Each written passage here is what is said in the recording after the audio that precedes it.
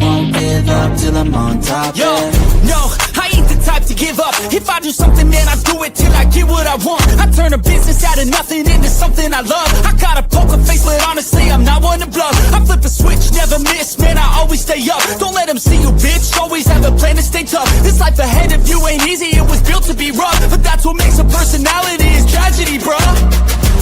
So keep your head on your shoulders. Now we ain't out here moving rocks, we out here moving boulders. Now we ain't getting posterized, we out here making posters. And we ain't got nothing to hide, we move forward like soldiers. What up, what up, what up? Welcome back into Sports Money. And we've got Pregaming here. Sorry, I'm just looking, I got a call. I missed it. I don't know how I missed it, but it's okay.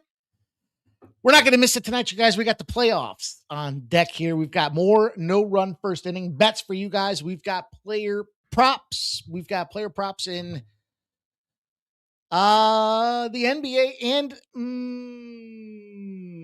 I think just the NBA. I've got a player prop I want to get to on the ice, but we will see. There's all kinds of turmoil going on in the NHL right now. We'll see if we can dig into that just a little bit. And then, of course, we'll finish her off as we do. Sharp, respected betting. And baseball kicks off in just 60 minutes. So if you guys haven't done it already and you're missing out on the best damn baseball breakdown on social media, go check out Bases Loaded. I know you guys have seen it, though. Come on, I see you boys out there doing the thing we do, and that is trying to get that cash out there. We've been doing a nice job of it. I mentioned this the other day, or earlier today, I should say, just about 20 units in the last 7 days of Bases Loaded. Now, yesterday here, we gained about 3 units on this show. So profit, and more profit. Today, I'm going to zag in the NBA. You guys will wait and see that, but I see the squad is here and ready to go. So I am as well. I see my guy Razor Sharp Picks in the house.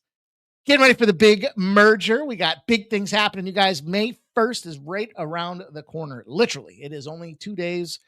We'll be there on Friday. How about that? You'll find all of the programming under one umbrella. So we're working diligently to make this a seamless transition for all our contributors internally, all of our supporters externally, and the community itself. Want to make sure you guys know exactly where to find everything without skipping a beat. We're going to have all social media platforms buzzing. We're going to have all kinds of things happening here, there, and everywhere. And I got work to do tonight. I got work to do. I'm sure I'll have work to do right up through Friday. That is getting all the new videos rebranded, getting all the content rebranded. Razor Sharp and I are working very much busy beavers trying to get this thing done for the launch, if you guys will. So thank you guys all for being here. You know, it's fun because, yeah, obviously it's big news. It's going to shock the world here. We're going to be probably the most winningest entity on social media. And I don't say that lightly. I don't say that in jest. I mean, we're winning all the time as it is. We're bringing live shows and showing you guys that we're winning on a regular basis. But with the volume of shows, you guys can expect, well, can expect more winners. That's for sure. Winners across all sports. Maybe a new budding women's volleyball segment. I don't know. I don't know where it's going to take us. It's exciting, though. It's a journey, and it's not about the destination. It is about the journey. So get excited, you guys, because it is big. It is happening. Throw those 2 plastic water bottle tops away. And away we go here with this evening's action. So I mentioned this, yesterday, just under 3 units. Probably my most fun play was the Vasquez to get the pitcher win. Dude, they were down going into that 5th inning. But he stayed in. They pulled up, and then he pulled out. So it was quite the victory out there. Aaron Gordon did not play, so the 9.5 points bet pushed. But the minus 11.5 for the Denver Nuggets was a winner. I say an easy winner. I'm joking there. It was a 12-point win on an 11.5 point spread, but I did give out to the winnable subscribers and supporters the Denver Nuggets team total over 118.5. So cashed it. Did not get the San Diego Padres nerfy, though. Missed out on that puppy. We did get the no run first. I'm sorry, we got the yes run first inning in the Seattle game, and we got the no run first inning. So we went 3-1 on Nerfies and Yerfies yesterday. I haven't taken an L in like over a week on the Nerfy Yerfy game. So I think it's been 2 weeks. I think it's been over 2 weeks. And so sadly losing that Twins Seattle Nerfy Yerfy. Actually, I guess we took 2 L's there yesterday. That sucks. I haven't taken one, let alone 2. I hadn't had one all year. But you know what? We're going to squeeze the bat a little bit tighter here as we try to swing for the fences. Now, I gave you guys the under 5.5 in the Pittsburgh and Philly game. Not a fan favorite from a lot of people. They thought that was going to be a high-scoring affair, and they're blaming the scoreless closeout to that period. We talk about the difference between streaks and trends. The streak, the thoughts around how these games go might persuade you to think you were going to see goals in that game, but the trends told you weren't. Trends told you, I believe it was a perfect 12-0. Was it 12-0? I can't recall. And then the Vegas Golden Knights come through. They clean up. They knock them out. Get the win for us out there. Felt like we won that game 3 times. Went up early. Was it 3-0? So I was feeling good. I watched Vegas go down 4-3 in the third period. So I live bet him at plus 350. Then I watched him score twice in overtime. Finally, that second goal counted. So we got the Vegas spot. Also, the golden ticket was on the Vegas Golden Knights over 5.5 in that game. So pretty good day. We'll take it. We'll run with it. We'll see if we can't keep running with it here today. The rollover challenge is in, boys and girls. We are on leg number 4. We started with 25. We turned it to 50. We turned 50 to 93.47. Last night, we turned 93.47 into 171.36. And today, we're trying to turn that 171.36 into 298.29. So hopefully you're following along. It's going to be a sweaty one, but I think it's going to be a fun one to get us there. Now, we got rain delay yesterday. That was tough.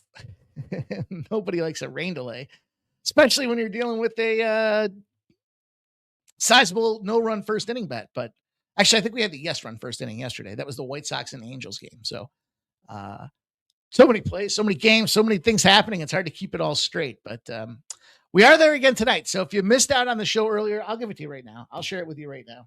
It is the New York Yankees, Texas Rangers. No run in the first inning. So we might have moved the line. If you're doing the rollover challenge with me and you started with $25, I'm fairly confident we moved the line because it's now sitting at minus 145. It was minus 130s and 135s earlier today. And so it's moving in the right direction. But what number did you get in at? Because that will affect, obviously, your 298.29.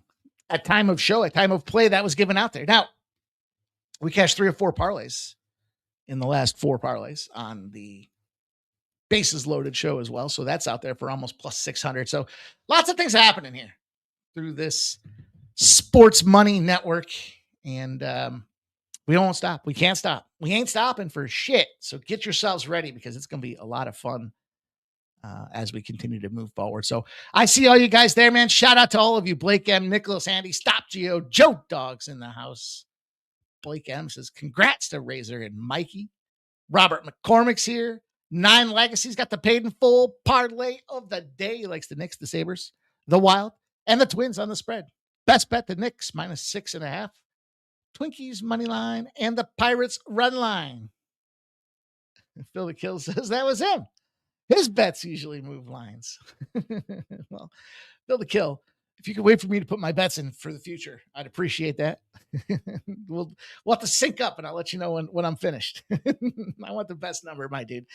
If you guys could kindly do us a favor, smash that thumbs up button as we keep this show on the road, moving her down the tracks.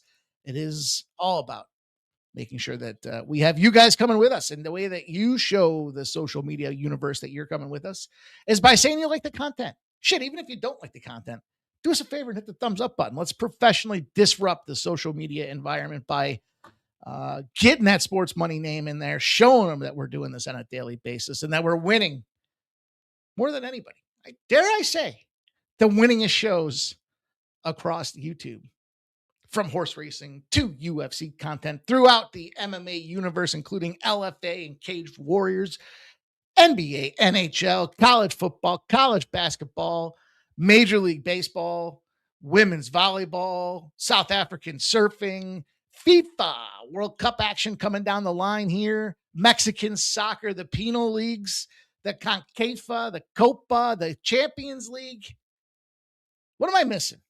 Did I miss something? We talked Olympics this year as well. We got all kinds. Summer Olympics coming up before you know it, you guys. But give that thumbs up a smash, and we'll keep coming back with content that can help you guys cash more winning tickets.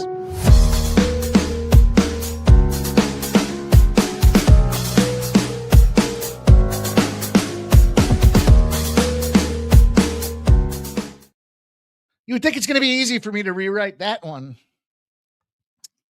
but I swear they're professionally disrupting us because Microsoft decided to change the way they manage their platform. So in any event, that is a MP. That is not a YP. That is my problem.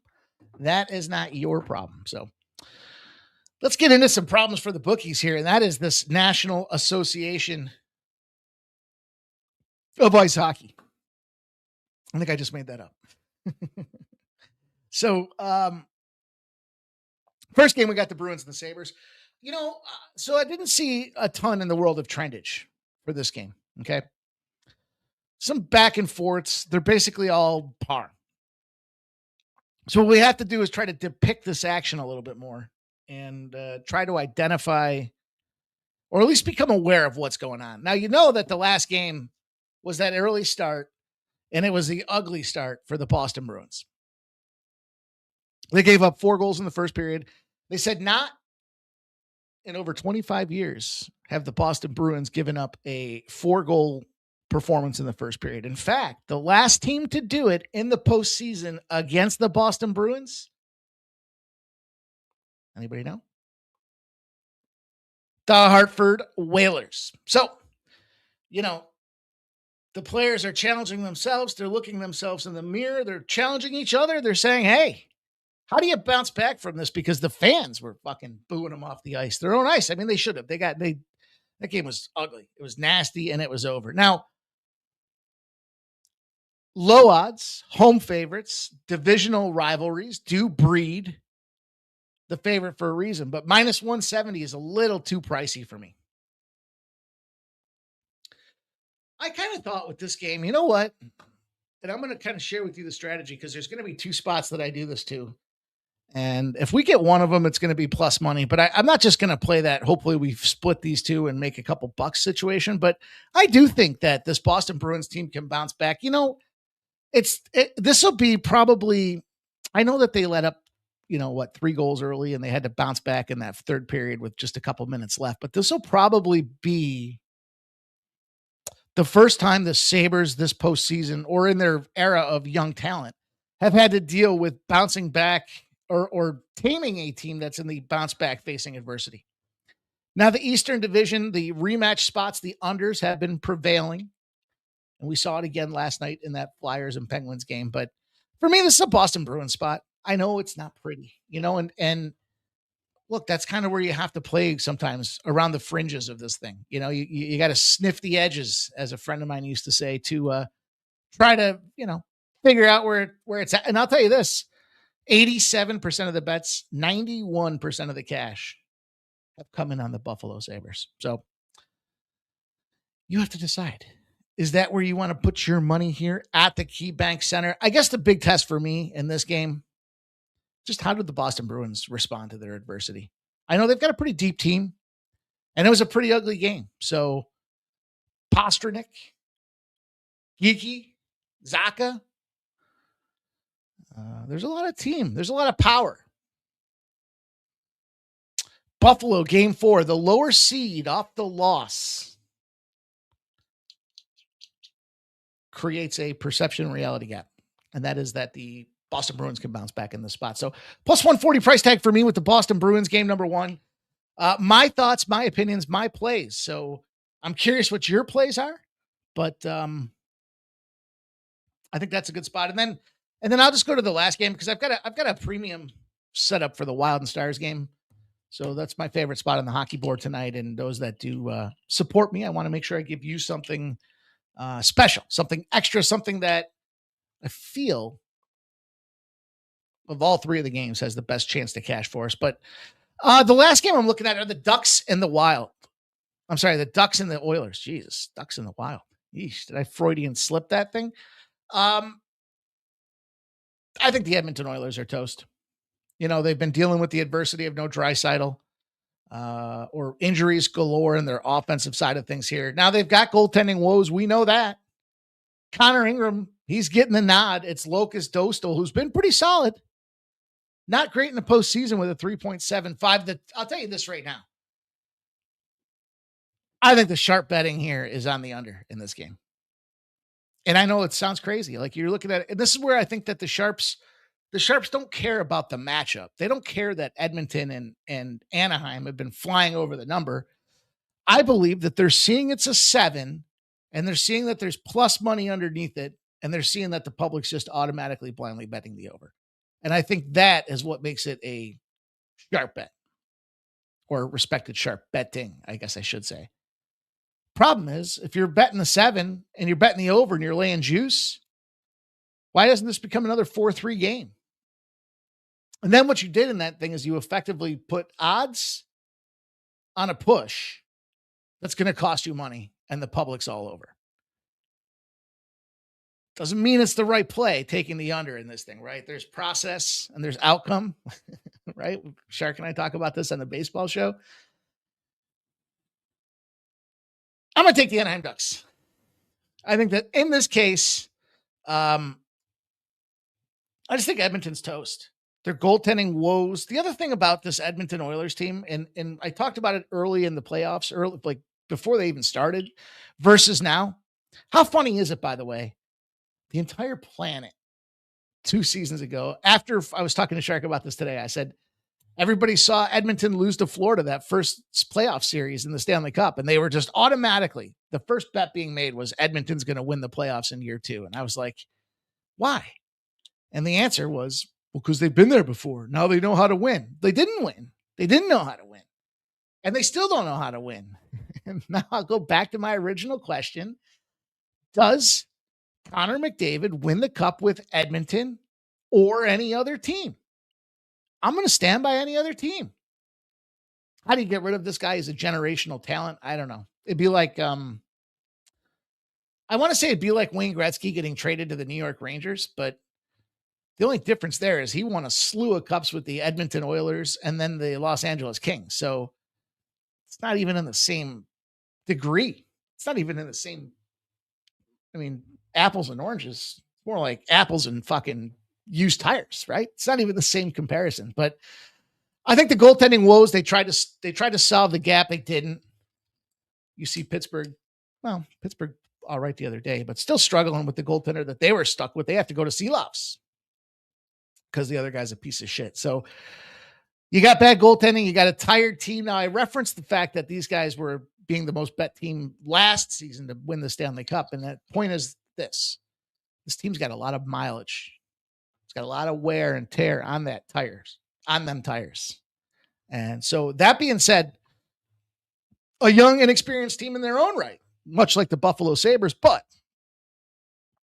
put them on the road, give them a 3-game winning streak, give them a total over 5. On game 5, it is series closeout. It is 7-1 in its last 8. And that goes back 18 years. So kind of the couple parameters that has to be bigger than a -102. They got to be exactly on a 3-game winning streak. They got to be on the road. It's got to be game 5. It's closeout game. It's eliminatio. Elimination. Pack the bags up, shut it down, get the fuck out of here. Stop wasting our time, Edmonton Oilers. Let's take the Anaheim Ducks. And now in retrospect, in full picture, in big picture, you can see that I'm looking at a +140 and a +148 in Boston and Anaheim. And if one of them wins, then we pick up almost a half a unit. If they both win, we pick up almost 3 units on a 2-unit investment. And so I think that gives us a sharp attack edge. Not that it's going to win, But I just think that in terms of where you want to invest your money in such coin flippy series, I mean, anything can happen, right? We'll talk about the Sharp Perspective betting report for the NHL because they do have some plays on there as well. Nine Legacy says, my only problem with the Ducks is that they are inexperienced, and that's where that inexperience comes in. When it comes to closing out a series, the pressure is now on them to finish it up. I don't disagree, Nine Legacy. But are we, I guess just depicting your state, and I'm not disagreeing with you. Let me start by saying that. Are you using the word pressure properly? Because if you look at this, it's not rhetorical. I mean, I'm asking an honest question. They're up 3-1. There ain't no pressure on this team. Now the Flyers, Phil the Kill just brought it up. He says, Flyers remind me of that. Dude, what the fuck is going on in Philadelphia? Mishkov missed the plane and the coach wouldn't let him on the bench or on the plane. And then Tocchet comes back and Tocchet's like, what's going on? Now, I don't tend to side with players or management one way or the other, but in this case, I will say Mishkov hasn't done shit. He draws stupid penalties and he's not putting the puck in the back of the net. So in all fairness, dude, drop your bad attitude and start playing like a fucking teammate. You're not an army of one. You need a team, especially early and young in the postseason. Now, live betting wise, I'm going to take Danny Medvedev. Be careful. He is down 5-4 facing serve right now, but he's plus 600. I liked him pre-flop. He lost the first set 6-3. He won the second set 7-5. He's now plus 600. Again, simply a play for me on the number. And he could very well lose it in the next 3 minutes. So anyhow, that's going to be the NHL, you guys. Nicholas Haney says it's almost all new blood. Oilers on tilt. I like Cook. I don't like this guy, but Cutter Gauthier to score a goal. He's a young killer. I wish he was in Philly. Maybe I'm a little jealous. Guy's got 40 plus goals. It's not even. It's not that we've got Mishkov in compare. It wasn't a 1-for-1 trade. It's just, why wouldn't you want a young 40-goal scorer on your team? You know what I mean? But as I was looking into this thing, as far as goal scoring perspective is concerned here, dude's on fire. Gauthier. And if you're expecting goals tonight, why can't he be the guy that does it again? The Oilers allow the most goals against. Cutter gets a shit ton of ice time. He had a huge game too with 2 goals and an assist. And he's playing Ingram, who qualifies as bag of dog shit. So why not? Why not Cutter? Why not Medvedev? Because he's down 30-0. I told you, he could very well lose in the next 3 minutes. He's now plus 2,400. All right. There goes the NHL. Let's talk some NBA really quick, you guys. I don't love this NBA card. It's funny. I was talking with Shark. We were both kind of in the same mindset today that this is a tricky spot. This is a tricky card. For a couple of reasons. Come on. Fuck you, Goalie. Nobody takes you serious as a tennis player. Stop it. Flavio. There we go. 30-15. 30-15. Come on, Medvedev. Squeeze him back the other way. Got some degenerate shit going on here. I think there's a high probability that the 76ers are absolutely toast. Probably the Boston Celtics smash. Whatever adjective narrative you want to put around this thing. I don't think it looks good for these boys. Surprisingly, they got a win. They're 11-point dogs again. You know, you look overall. Oh, Bruins lineup change for Buffalo. Let's see. Oh, man. Victor Arvidsson out. Wow. All right. Stevie's or Eisenman will take his place. And Joki Haru. Jesus. These names real.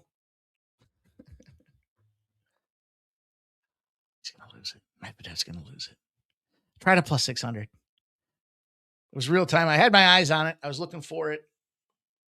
I think he just got nuked, I bet. Plus 3,600, it's locked. Yep. Fuck you, Medvedev. Scumbag.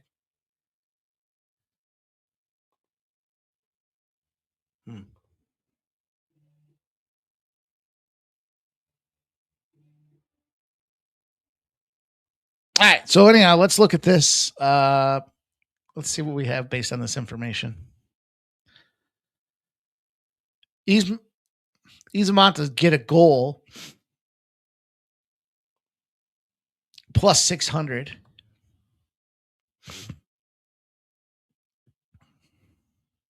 See, I just like these guys to get points when they're doing this. The other fucking guys aren't even listed. Really? Stevie's? Where's this fucking bozo? Let's look at points. Joki Harju, Stevie's, and Isamont.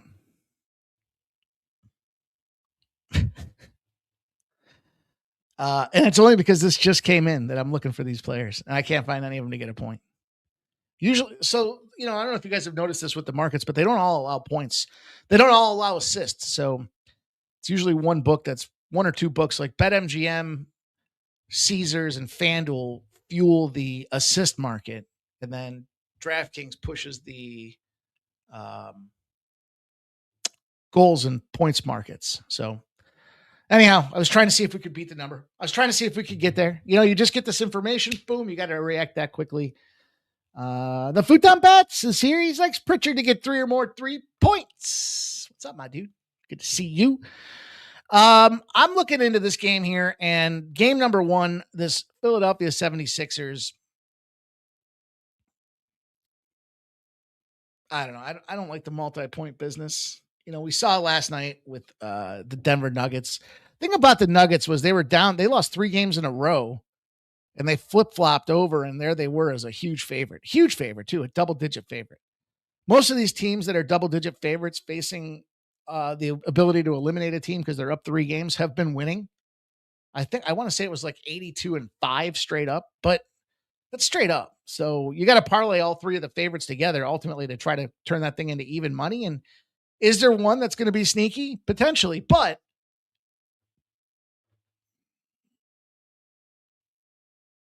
take a good defensive team, put them at home, give them a high spread and a low total. The over then tends to cash. In fact, the over has cashed 11 straight times, 11-0. As a matter of fact, over 15 years, I think we see points in this game. I went player prop as well. I went to the Maxi side again, the old Maxi pad. If they're going to do anything in this game, and I'm not saying they are, but he had a huge game too. Bounce back, trying to help the team not get blown out. He's going to get the minutes. In game 2, he had a 26.5 point line. He got 29 and 31 points in back-to-back games. He's at 24.5. It's moving to 25.5. And he's averaging 28.5 points per game on the season. So I like Maxi. I like the over, and I like Maxi if they're going to have a shot. And I don't know if they have a shot, but just fairness, there's a player prop for you guys and a spot that I want to be involved with here. I'm going to take another spot here. This one's probably a little unpopular opinion, but as I look at, I should probably give you guys the splits too, right? You probably want those. Let me pull them up. Where'd they go? 62% of the bets, 53% of the cash are on the Celtics to smash. It's gone down from 11.5 to 9.5. 89% of the bets, 84% of the cash are on the over. Kind of oscillating. It's not really moving in that Celtics and Sixers game. Just want to see points. I don't care how they get there. I don't think it's a 96-point performance from the Sixers. I think they're liable to cross the 100 mark, and Boston Celtics, as a double-digit favorite, should easily cover their end of the bargain here. Game number 2, the Hawks and the Knicks, boys. 6.5s. We're seeing some late movement to 7.5s. This is an 8 p.m. start at the Madison Square Garden. This total's come up as well, from 213.5 to 214.5, with 87% of the bets and 85% of the cash on the over. So kind of a little correlated movement there. Probably not expecting to see much defense, but 58% of the bets, 64% of the cash are on the Knicks. And I'm going to fade that spot. I like taking a little dog action in the Hawks in this game. And to me, and maybe this is full-fledged recency bias. I'll share that with you guys, okay? I'm just not seeing that killer push from the Knicks. I mean, yeah, they just won 114-98, but keep in mind, they were off of back-to-back L's. They lost both games by a point. So with the outlier there being the second game down in Atlanta, this series is tied. Atlanta won the game in the Garden, game 113-102, foot on throats. Almost an identical line. In fact, when the line was 6, both games, game 1 and game 2 in the Garden, the Hawks won them both on the spread. I'm not talking about the Hawks winning the game, but you know what? I wouldn't be surprised to watch the Hawks win this game outright. How about that? Why not? Tight game, tight ship, tight line profile. I'd sprinkle the money line. I wouldn't just hammer it. But, they've shown that they can go out there. And this way here, if you put like 3/4 of a unit on the plus 6.5, quarter of a unit on the money line, you catch the money line at like 215, 220s. That's a little return. That turns your quarter unit into a half. 3/4 of your unit becomes 1.5 units. So you just turned 1 unit into 2 by the Hawks winning this game outright.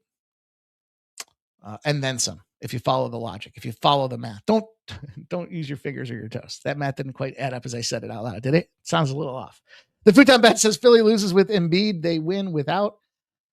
That's how it seems like the entire, that makes no sense, right? Shark and I talk about that a lot too. Why does it seem like these teams, they win without their superstar and they lose with them in?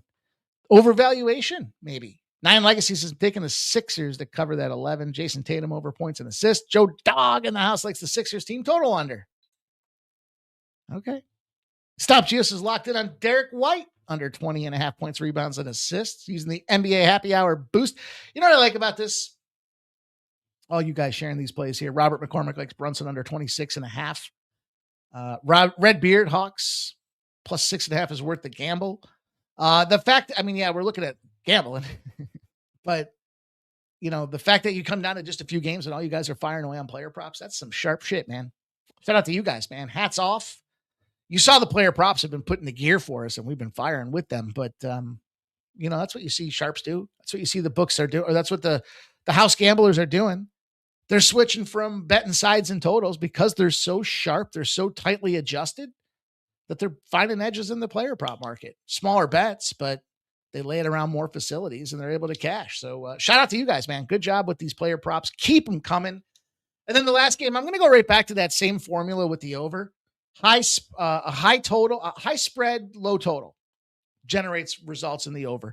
And it's gone up 2 points. 215 has gone to 217s, 217.5 with 85% of the bets and 87% of the cash on the over. Red Rover, put that fucking game over. San Antonio Spurs right now, 60% of the bets, 51% of the cash, holding a 3-1 series lead. And again, I told you guys, these teams that have big spreads in closeout spots do close them out, but it's not 100%. So which of these teams would you think ends up taking the out? The Spurs, the Knicks, or the Celtics? My vote's on the Knicks. And it also makes the least sense. Probably one of the most popular bet teams in New York at Madison Square Garden. Like, doesn't that just feel like a public special? And they're going to take a bath. The public's going to go out there and get hosed. Stinking. I think that makes sense to me. But you got to write your own narrative. You got to come up with your own script on these games and how you think it's going to look. I'm just sharing mine with you guys. And the good news is the WNBA is right around the corner. So I think we won 20? Was it 24 units last year in the WNBA? I can't remember. I just know it was profitable. Redbeard Degrees, he says the Knicks, probably the ones that take the loss. Yeah. They've just exhibited that mediocrity, right? They're missing the incisors to chew through their meat. They're just kind of, you know what I mean? You ever seen a baby try to eat with no teeth?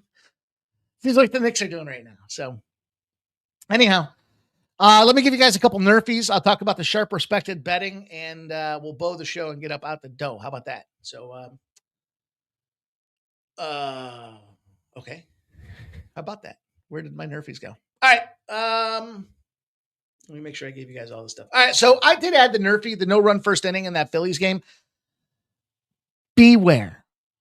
I don't know that the coach change narrative is true in this case. The players are mad at ownership and management, not their manager. And so sending the message that the Red Sox sent, getting rid of Cora and getting them boys to figure it out, that was 2 seasons in the making. They gave their boys the money.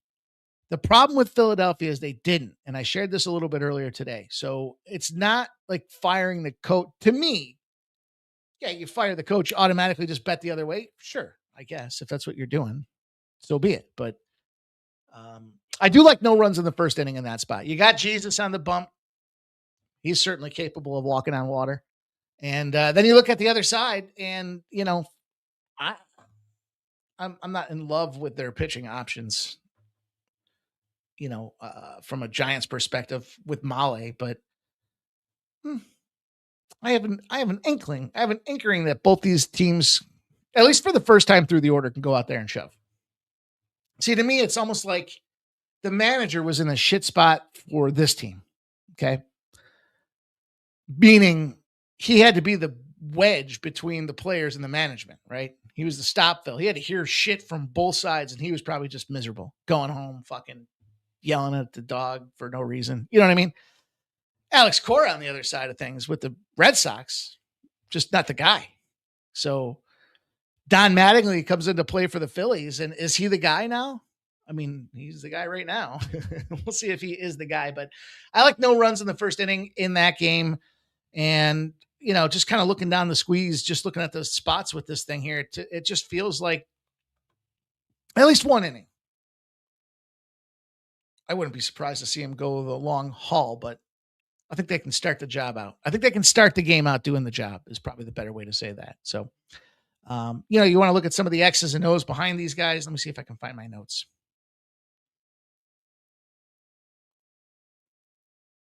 Yeah.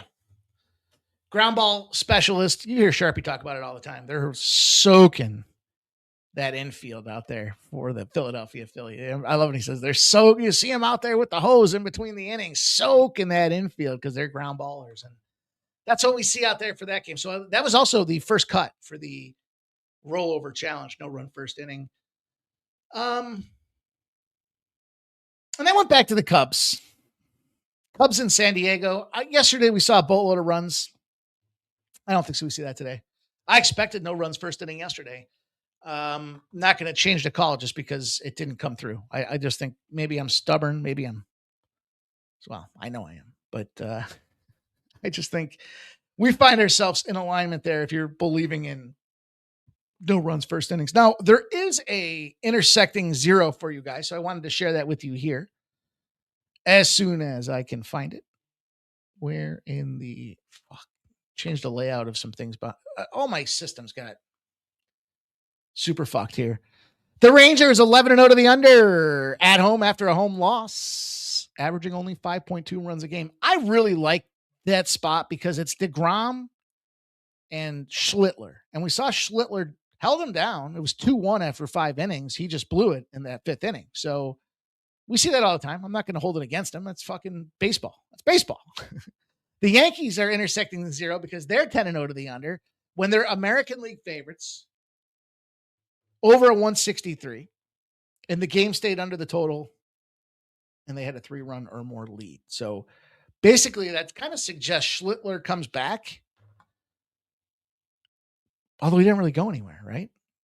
Here's the thing for me with this game. What do you believe in on this DeGrom side of things here? I'm inclined to say DeGrom finds a way. He struck out 10 batters, allowed 5 hits in 5.2 innings his last game. If he allowed at least 5 hits his previous game, he's a perfect 12-0. Now, if you like to gamble, I would have to look at this the same way we looked last night at Randy Vasquez. You know where I'm going with this? Why not take a look at what this guy is to catch the win?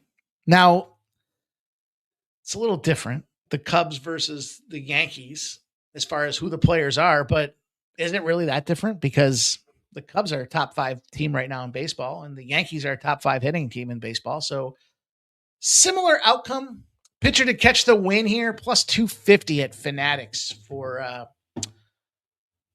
Jacob deGrom to catch the win. Something to consider. Maybe sprinkle a couple dollars on it.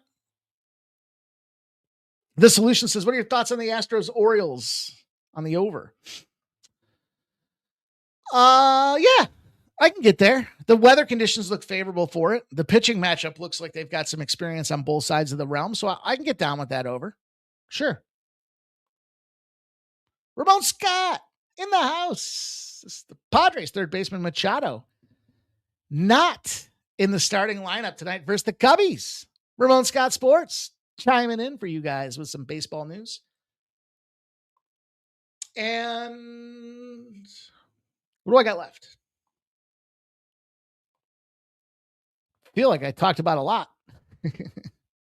Let's see. I think I got sharp respected betting left, right? I think so. That's where we're going to finish this show up. So let's get to it, you guys. Sharp respected betting report is in. Yesterday. Yep. The Sharps fucked us on that Orlando Magic game. They liked them plus 3.5. They ended up winning outright. Ain't that some shit? Ain't that some shit? Tonight, though, the Sharps are invested in. Well, they made some future bets here, too. Well, futures is in the next game.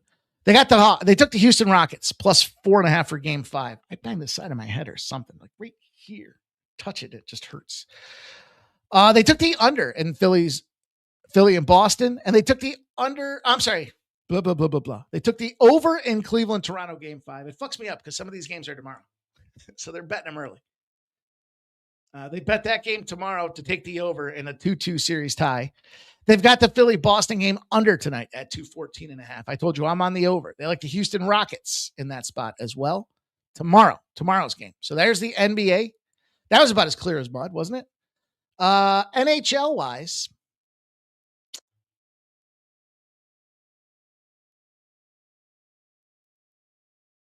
yesterday they had the Penguins, but they featured the Dallas Stars. And I say future, I mean the next game. It wasn't in yesterday's slate, right? I hope that's clear for you guys. They like the Penguins. The Penguins did win. They took the Dallas Stars, and they've got that under. There's that under in Edmonton and Anaheim. No more material information released at this point. So there you go. And then in the MLB, Major League Baseball. We're talking baseball. I'd be okay not to have to talk to the NBA ever again. St. Louis Cardinals plus 115 caught the win, the late win against the Pittsburgh Pirates. And the White Sox and LA Angels game got under 9. That got smoked. And then they took the under in the Pittsburgh and St. Louis game. So what was that 2-1? Take it 2-1. Be done with it. Today, the Sharp Respected betting report is in. They took the Detroit Tigers, the Tigers of Detroit, the 3-1-3, trying to hold it down, facing the Atlanta Braves on the road. And then they've got the Yankees team total under 7.5 as well. So you guys tell me, do you benefit from the Sharp Respected betting report? It's another tool that I've got access to in the disposal, in our arsenal. I like to talk about what they did yesterday to see if they're getting on a heater.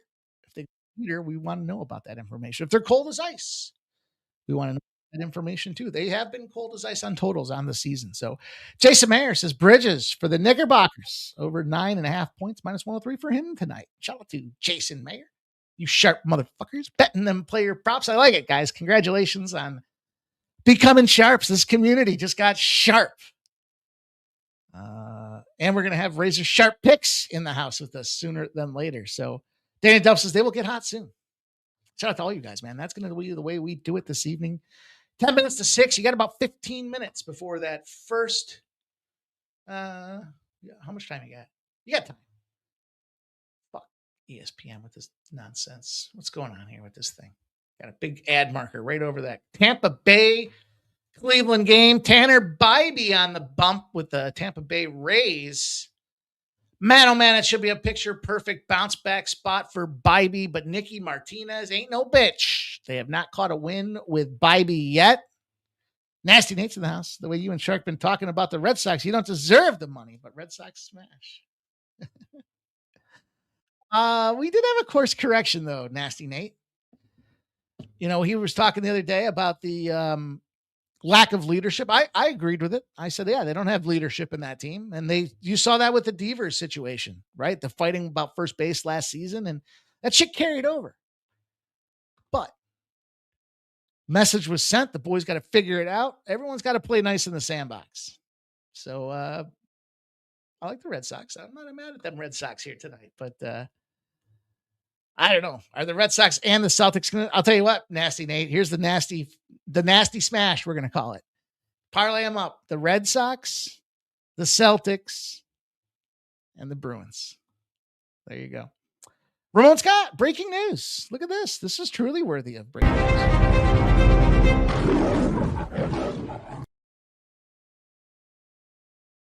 NCAA men's and women's tournament set to expand to 76 teams starting in 2027, says the NCAA. Just a few minutes ago, a 24-team opening round replaces the first 4.